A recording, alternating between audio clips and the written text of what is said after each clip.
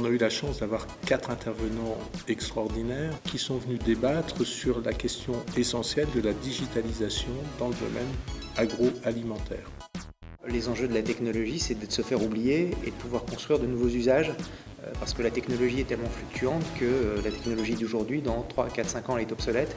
Et comment, au contraire, aujourd'hui, ce mouvement qui se crée autour du digital, autour du numérique plus précisément, va créer de nouveaux usages, de nouvelles habitudes de consommation, mais en même temps va avoir un effet de régulation sur les rapports entre producteurs, consommateurs, distributeurs, etc.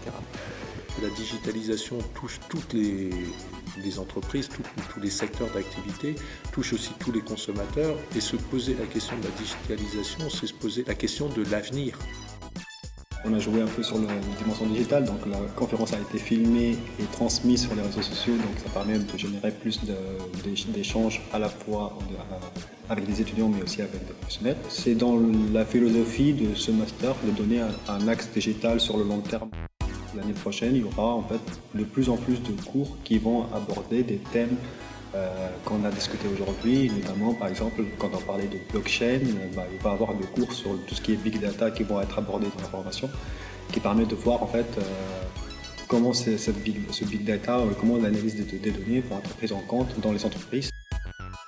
Le numérique ne pourra exister de manière optimiste ou vertueuse que si la recherche fondamentale qui se développe autour du numérique se développe dans le même sens, une relation vertueuse.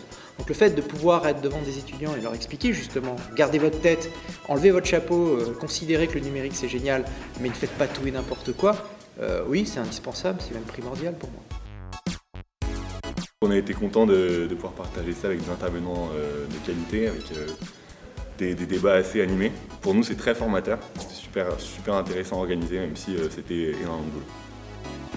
Je voulais remercier l'équipe organisatrice, donc que ce soit les MCIPA ou le DA G2E. Je voulais remercier aussi tous nos sponsors, et puis aussi Monsieur Tarek Abid, Alice Royer et l'ensemble de l'équipe d'Uniasal qui nous a aidés, puis qui nous a prêté les locaux pour la conférence, et nos intervenants bien entendu.